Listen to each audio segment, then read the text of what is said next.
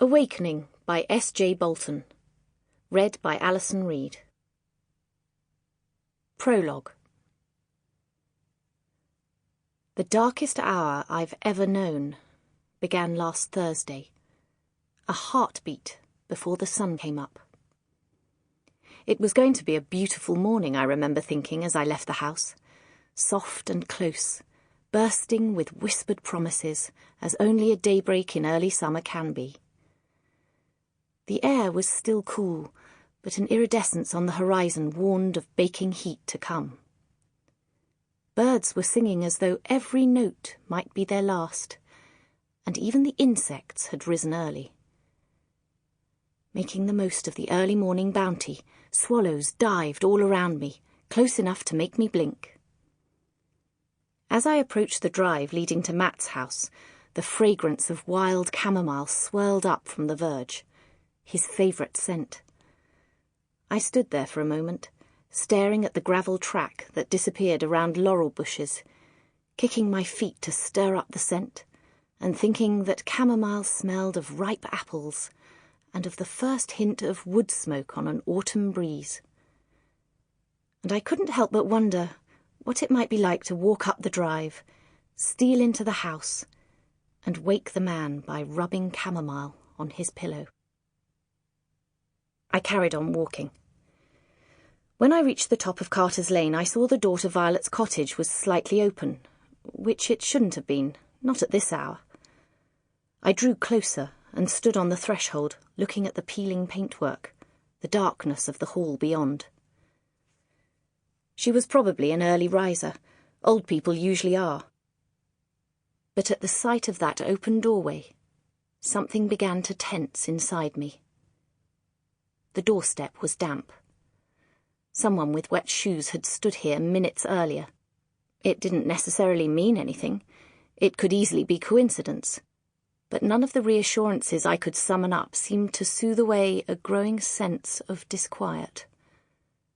I pushed at the door. It opened a further 6 inches and hit an obstacle.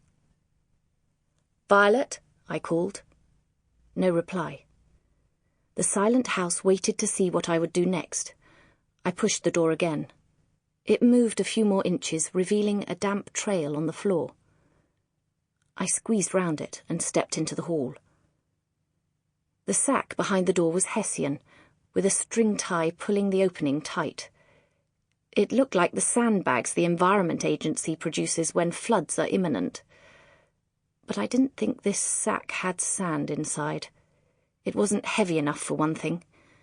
Nor did it have the solid, regular shape of a sandbag, especially a damp one. And this one wasn't damp. It was soaking. "Violet," I called again. If Violet could hear me, she wasn't letting on. The door at the end of the hallway was open, and I could see the room beyond was empty. There was no sign of Violet's dog, Benny, and that's the point at which I stepped from anxiety to fear. Because a dog, even one that's elderly and far from well, won't normally allow someone to enter its house without a response of some sort. Violet could still be asleep. She might not have heard me call. Benny would have heard. Knowing it was the last thing in the world I wanted to do, I turned and bent down beside the sack. Wet. Solid. But not sand. Definitely not sand. I pulled out the small penknife I keep in my pocket, cut through the string and allowed the sack to fall open. Then I took hold of the bottom corners and tipped the damp, dead contents onto the worn linoleum of Violet's hall floor. Benny, looking even smaller than he had in life, lay before me. I didn't need to touch him to know that he was dead, but I bent and stroked his coarse fur even so. There were a few shallow wounds around his face and neck where he'd injured himself, scrambling to be free as he'd sunk deeper into whatever pond or river he'd been flung. But the sack still wasn't empty. I moved my fingers, and something else fell out. Terribly injured, its body badly mauled and just about torn apart in places. The snake convulsed. Sample complete. Ready to continue?